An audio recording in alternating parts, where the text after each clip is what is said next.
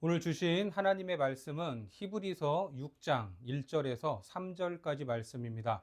같이 봉독하겠습니다. 그러므로 우리가 그리스도의 도의 초보를 버리고 죽은 행실을 회개함과 하나님께 대한 신앙과 세례들과 안수와 죽은 자의 부활과 영원한 심판에 관한 교훈의 터를 다시 닦지 말고 완전한 대로 나아갈지니라. 하나님께서 허락하시면 우리가 이것을 하리라. 오늘은 신앙의 초보에서 완전함으로 라는 제목으로 하나님 말씀 전하겠습니다. 성경은 우리에게 어린아이 신앙에서 그리스도의 장성한 분량으로 초보에서 온전한 신앙으로 나아갈 것을 권면하고 있습니다. 성경에서 신앙의 장성한 부분을 말하는 것은 여러 가지로 설명할 수 있겠지만 우리가 보고 있는 이 히브리서에서 말하는 관점으로 보면 예수님께서 대제사장으로 오셔서 그 직분을 수행하실 때 보여주셨던 것을 신앙의 모델로 삼으라는 것입니다. 그래서 오늘 본문은 5장과 연결되어 있기 때문에 그러므로라는 접속사로 시작하고 있습니다. 1절을 보니까 그러므로 우리가 그리스도의 도의 초보를 버리고 죽은 행실을 회개함과 하나님께 대한 신앙과 먼저 그리스도의 도의 초보를 버려야 된다라고 말합니다. 이 말씀은 5장의 연장선상에서 있습니다. 자, 히브리서 5장으로 가서 12절을 보겠습니다. 때가 오래되었으므로 너희가 마땅히 선생이 되었을 터인데 너희가 다시 하나님의 말씀의 초보에 대하여 누구에게서 가르침을 받아야 할 처지이니 단단한 음식은 못 먹고 젖이나 먹어야 할 자가 되었도다. 이게 무슨 말입니까? 기초가 잘못되었다라는 말입니다. 어떤 운동을 시작을 하든 처음에는 지루할 정도로 기본기 연습을 하지 않습니까? 같은 동작을 천천히 단계적으로 반복하여 몸에 완전히 습득될 때까지 훈련을 해야 다음 단계로 나아갈 수 있습니다. 그렇지 않으면 자세가 잡히지 않죠. 그런데 기본기 연습을 제대로 하지 않고 아무렇게나 하면 잘못된 자세가 몸에 배이는 그런 경우가 있습니다. 그러면 아예 시작하지 않은 것만 못하게 되는 것이죠. 그래서 그리스도에 대한 도의 초보를 버리라고 합니다. 이 말은 기초가 잘못됐다는 말입니다. 잘못된 기초 위에 서 있으면 다시 배워야 하는 것이 당연하죠. 그리고 이어서 믿음의 기초라고 할 수 있는 6가지 항목에 대해 언급하고 있습니다. 첫 번째는 죽은 행실에 대해서 지적하고 있죠. 죽은 행실을 회개함과 죽은 행실, 이것은 무엇일까? 말 그대로 죽었다는 것은 움직임이 없는 것입니다. 움직임이 없는 행실, 이게 앞뒤가 맞지 않는 단어의 조합이지만 영적으로 보면 열매가 없다는 뜻입니다. 왜 그렇습니까? 죽었기 때문입니다. 죽었는데 무슨 열매가 있을 수 있겠습니까? 교회를 오래 다니면 여기저기서 들은 것들이 많아집니다. 설교도 많이 들었고 성경 공부도 했을 것이고 제자 훈련도 받았고 이것저것 알게 되는 것들이 많이 생깁니다. 그래서 성경에 대해 해박한 지식을 가지고 설명을 할 수도 있고 다른 사람들에게 권면을 할 수도 있습니다. 그런데 문제는 뭡니까? 아는 것은 많은데 가르칠 수도 있는데 그렇게 살지 않는 것이 문제입니다. 주님을 사랑한다고 하면 주님이 기뻐하시는 일을 행하는 것이 당연한 일인데 그러지 않습니다. 오히려 싫어하는 짓만 골라서 하는 성도들이 있습니다. 이런 사람들은 어떻게 해야 합니까? 속히 회개해야 하는 것입니다. 회개의 메시지는 세례 요한부터 시작하여 예수님 그리고 사도들의 가르침에서도 빠지지 않았던 본질적 요소였습니다. 마태복음 4장 17절에 보면 이때부터 예수께서 비로소 전파하여 이르시되 회개하라 천국이 가까이 왔느니라 하시더라. 또한 요한을 통해 교회의 마지막 메시지를 주셨을 때에도 백성들에게 회개를 촉구하셨습니다. 그러니까 회개는 부르심을 받은 성도들이 잘못된 방향으로 가던 그 발걸음을 멈추어야 하고 죄에서 돌이키는 것입니다. 하지만 마지막에 나오는 언급을 보면 히브리서 독자들은 이방인들이 아닌 유대교적인 배경을 가진 유대인들이었기 때문에 뭔가를 안 한 것은 아니었습니다. 하기는 했습니다. 그런데 그 행한 것들이 죽은 행실, 그러니까 인간적인 노력이었다는 겁니다. 그런 인간적인 노력을 통해서 하나님께 나아가고자 했던 것으로 구원을 이루기 위한 인간의 헛된 노력으로부터 돌이키라 하는 말입니다. 그리고 두 번째는 무엇입니까? 바로 하나님께 대한 신앙으로 이어집니다. 하나님께 대한 신앙을 가지라고 하는데 예수님의 복음 사역과 함께 선포된 회개, 그리고 메시아이신 주님을 믿는 믿음은 기독교 신앙의 두 기둥과도 같습니다. 앞에 나왔던 죽은 행실을 버리는 것만으로는 충분하지 않습니다. 그것은 마치 잘못된 길에서 발걸음을 멈추는 것과 같지만 멈춘 자리에서 어디로 나가야 할지 방향을 잡지 못한다면 결국 다시 같은 길로 돌아갈 수밖에 없는 것이죠. 그래서 성경은 회개와 믿음을 함께 강조하고 있습니다. 회개는 과거의 죄와 허무한 행실에서 돌아서는 것이고, 믿음은 하나님께로 향하여 예수 그리스도 안에서 새로운 생명을 붙잡는 것입니다. 사도 바울은 에베소에서 자신의 사역을 요약하며 이렇게 말했습니다. 사도행전 20장 21절에 보면 유대인과 헬라인들에게 하나님께 대한 회개와 우리 주 예수 그리스도께 대한 믿음을 증언한 것이라. 여기에 회개와 믿음을 언급하는데 복음의 본질이 단순히 죄를 끊어내는 것으로 끝나는 것이 아니라 하나님께로 돌아가 그리스도를 믿는 믿음까지 나아가는 데 있다 하는 것을 말하고 있습니다. 그래서 회개하는 것, 믿음은 결코 분리될 수 없는 하나의 흐름이고, 마치 숨을 내쉬고 들이쉬는 것처럼 서로 맞물려 있습니다. 죽은 행실을 버리는 것은 소극적인 차원이고, 믿음은 적극적인 차원으로 우리 안에 새로운 생명과 소망을 불어넣는 것임을 기억하시기 바랍니다. 잡초를 뽑아낸 자리에 아무것도 심지 않는다면 그 자리에 또다시 잡초가 자라듯이 단순히 버리는 것만으로는 공허함이 남습니다. 하지만 믿음은 그 자리에 하나님의 말씀과 성령의 열매를 심어 풍성한 삶을 살게 하는 것입니다. 결국 복음은 우리를 단순히 과거에서 끊어내는 것이 아니라 새로운 미래로 이끌어가는 것입니다. 지난 시간에 예수님의 제사장직에 두 가지 의미가 있다고 했죠. 첫째는 하나님의 어린 양으로서 우리의 죄를 대속하시고 고난받으시고 십자가에 죽으시는 것이었고, 두 번째는 멜기세덱의 반차를 따라 하늘 보좌 우편에서 우리를 그곳까지 인도하시는 겁니다. 마찬가지로 회개는 방향을 바꾸는 것이고, 믿음은 그 새로운 방향으로 걸어가는 것입니다. 우리는 이전 것을 버려야 할 뿐만 아니라 그리스도의 사랑과 은혜로 충만하게 채워져야 합니다. 그렇게 할 때 비로소 복음은 우리의 삶 속에서 온전히 역사할 것이고 참된 변화와 생명의 열매를 맺을 수 있는 것입니다. 그리고 이어서 세 번째로 세례가 나옵니다. 본문 2절을 보겠습니다. 세례들과 안수와 죽은 자의 부활과 영원한 심판에 관한 교훈의 털을 다시 닦지 말고 완전한 대로 나아갈지니라.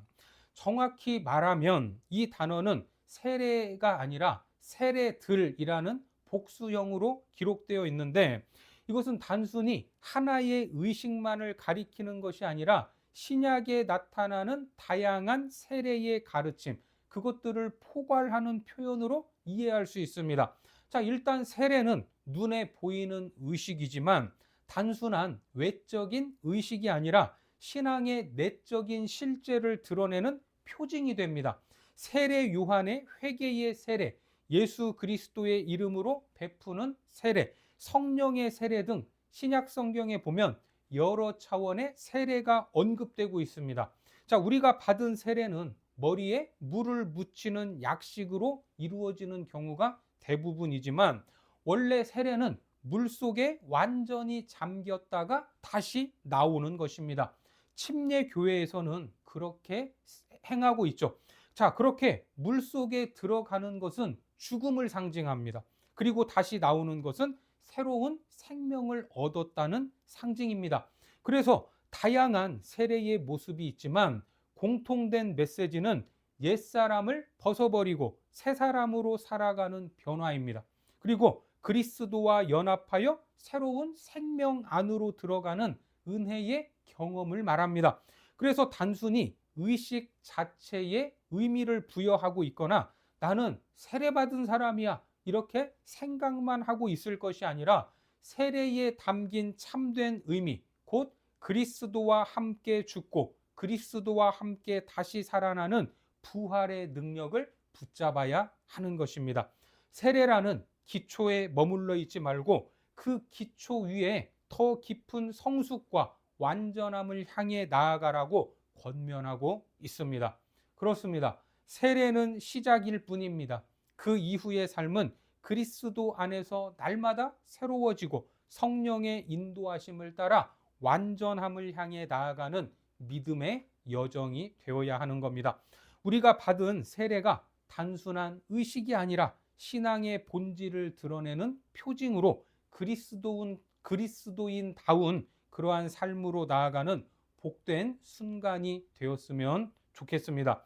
자, 그리고 이어져 네 번째로 안수가 나오죠. 안수. 히브리인들에게 안수는 단순한 형식이면서도 깊은 의미를 가진 행위였습니다. 구약에서는 안수를 주로 제사와 관련하여 사용을 했죠. 제물 위에 손을 얹음으로써 나의 죄를 전가하거나 하나님의 뜻을 상징적으로 드러내는 행위였습니다. 자, 레위기 1장 4절을 보겠습니다. 그는 번제물의 머리에 안수할지니 그를 위하여 기쁘게 받으심이 되어 그를 위하여 속죄가 될 것이라. 하지만 신약에서는 안수가 기독교 공동체의 중요한 의식으로 자리 잡게 되는데 특히 기도의 상징으로서 안수는 단순한 형식이 아닌 성령의 선물과 밀접하게 연결되고 있습니다. 사도행전에 보면 안수는 성령의 임재와 은사를 전달하는 중요한 수단으로 나타납니다.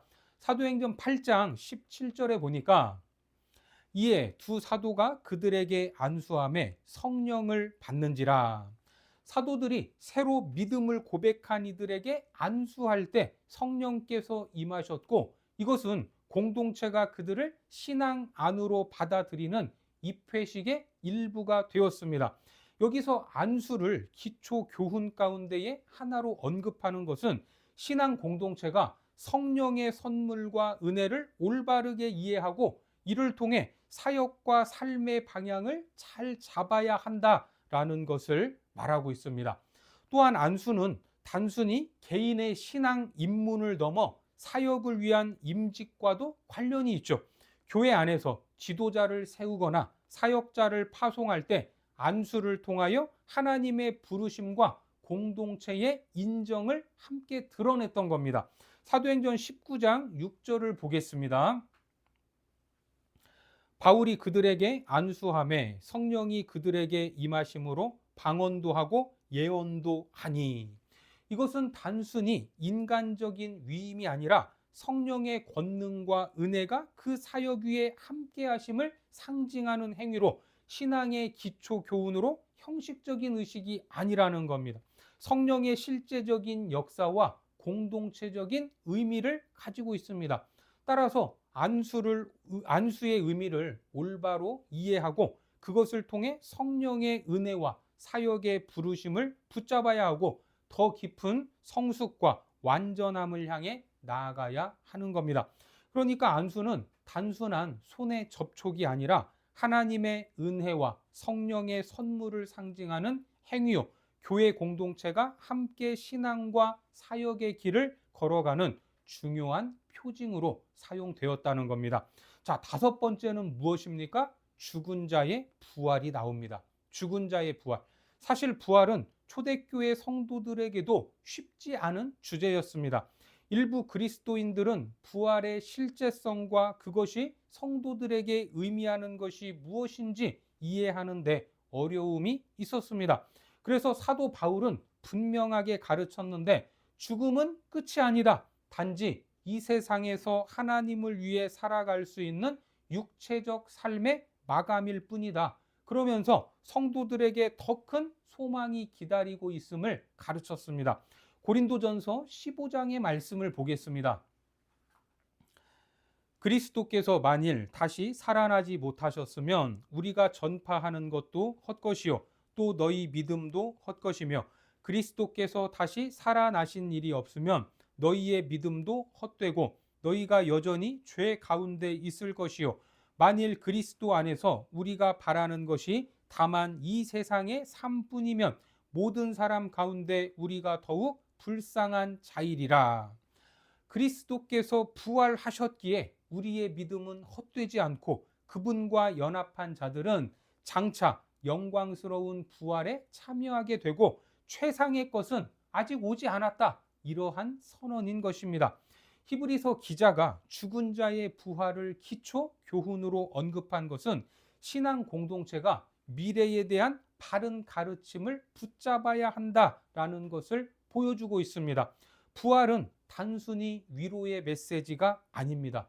신앙의 핵심 진리로서 성도들에게 현재의 고난과 시험을 이기게 하는 강력한 소망을 주는 겁니다. 그러니까 죽은 자의 부활은 단순히 미래의 사건으로 기다리는 것이 아니라 오늘 너무나 힘들어서 죽을 것 같았지만 내일 다시 살아갈 힘을 얻게 하는 소망이 되는 겁니다. 현재를 살아가는 우리의 삶을 변화시키는 능력으로 나타나야 한다는 것입니다. 그래서 부활 신앙은 우리가 이 땅에서 어떻게 살아야 하는지를 결정하게 하는데 죽음이 끝이 아니라 확신이 있다면 우리는 두려움 없이 하나님을 위하여 헌신할 수 있는 겁니다. 사람들이 가장 두려워하는 것, 그것이 죽음이죠. 그런데 부활 신앙은 말 그대로 죽어도 다시 산다는 것 아닙니까? 죽어도 산다는데 그러면 두려울 것이 무엇이 있겠습니까? 그래서 부활은 기독교 신앙의 기초이자 동시에 성숙을 향해 나아가는 길을 열어주는 진리가 되는 것입니다. 우리는 이 부활의 소망 안에서 현재의 삶을 새롭게 바라봐야 하고 장차 올 영광을 기대하고 이 믿음의 길을 끝까지 걸어가야 합니다. 그것이 완전한 대로 나아가는 것, 부활 신앙 위에 세워진 성숙한 삶임을 믿으시기 바랍니다. 자, 마지막 6번째는 영원한 심판이 나옵니다. 영원한 심판. 히브리서 9장 27절을 보겠습니다. 한 번 죽는 것은 사람에게 정해진 것이요 그 후에는 심판이 있으리니 죽음 이후에 반드시 하나님의 심판이 있다라고 말씀합니다. 이는 부활과 심판이 예수님의 가르침과 초대교회의 교리 속에서 분명히 연결되고 있음을 보여주는 말씀으로 믿음의 미래적인 측면, 곧 부활과 심판에 대한 이런 확신은 초대교회 기독교 신앙의 핵심이었습니다. 그래서 성도들에게 현재의 삶을 어떻게 살아가야 하는지를 결정짓는 중요한 기준이 됩니다.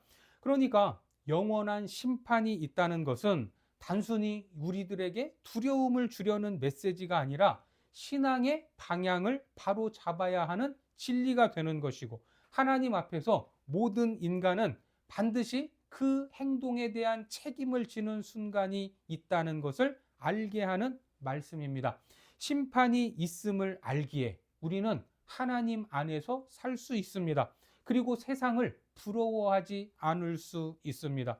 영원한 심판은 기독교 신앙의 기초이자 동시에 성숙으로 나아가기 위한 출발점입니다. 우리는 믿음 안에서 심판의 두려움에 사로잡히는 것이 아니라 오히려 그리스도 안에서 확신을 갖고 소망을 붙잡아야 하고 더 깊은 믿음으로 나아갈 수 있는 것입니다. 그래서 히브리서에서 나오는 완전한 대로 나아감, 이것은 이러한 기초 교훈들을 발판을 삼아 성숙한 신앙과 삶을 이루어 가라는 것을 의미합니다. 하지만 궁극적으로는 누가 이끌어야 합니까? 우리가 그냥 열심히만 하면 무조건 그렇게 되는 것이 아닙니다. 하나님이 이끌어 주셔야 합니다. 본문 3절에 보면 하나님께서 허락하시면 우리가 이것을 하리라. 오늘 본문 1절에서 3절까지를 보면 문장이 모두 수동형으로 되어 있습니다. 왜 그럴까? 우리의 신앙이 가만히 수동적으로 있으면 된다는 것이 아니라 우리의 책임이 있기 때문에 죽은 행실도 버리고 회개도 하고 세례도 받아야 하고 말씀도 듣고 결단도 해야 하고 능동적으로 움직여야 하지만 그 모든 일은 결국 누가 이끌어 가신다는 말입니까? 하나님께서 이루신다라는 말입니다. 그래서 하나님의 주권을 강조하며 하나님께서 허락하시면이라고 조건을 달고 있습니다. 저도 자녀들이 태어나 성장하는 순간을 생각해 보면 참으로 놀랍고 기쁜 순간들이 있었습니다. 어느 순간에 뒤집기를 하고 그러다가 앉아 있고 두 다리로 일어서고 한 걸음씩 걸음마를 하면 그렇게 기쁠 수가 없었습니다. 아이가 어릴 적에 아무리 예쁘고 또 귀여워도 그렇게 몇 년씩 젖먹이로 있기를 원하는 그런 부모는 한 사람도 없을 것입니다. 때가 되어 자녀가 건강하게 성장하기를 원하듯 하나님도 우리가 젖먹이로 계속 있는 것이 아니라 성장의 성장을 거듭하기를 원하십니다. 그리고 그 성장을 이루어 가십니다. 우리는 그 하나님의 은혜를 의지하며 적극적으로 나아가야 합니다. 영적으로 혼탁하고 우리의 믿음을 흔드는 이 시대에 세상 조류에 휩쓸리지 않고 믿음의 초보 그 위에서 매일 성장하고 성숙하는 그리스도인들이 되시고 하나님의 의의 말씀에 순종하셔서 살아있는 말씀을 경험하는 장성한 성도들이 되시기를 주님의 이름으로 축원합니다. 기도하겠습니다. 하나님, 오늘도 말씀을 주시고 신앙의 초보를 넘어 성숙으로 나아가게 하시니 감사합니다. 우리가 죽은 행실을 버리고 회개하며 하나님께 대한 믿음을 굳게 붙잡기 원합니다. 세례와 안수, 부활과 심판이라는 기초 위에서 이제는 그리스도의 장성한 분량까지 이르기를 원합니다. 하나님이 허락하시면 완전한 대로 나아갈 수 있음을 믿사오니 우리로 깨닫게 하시고 순종케 하셔서 날마다 새롭고 거룩하게 변화되는 복된 삶이 되도록 인도하여 주옵소서. 예수님의 이름으로 기도드립니다. 아멘.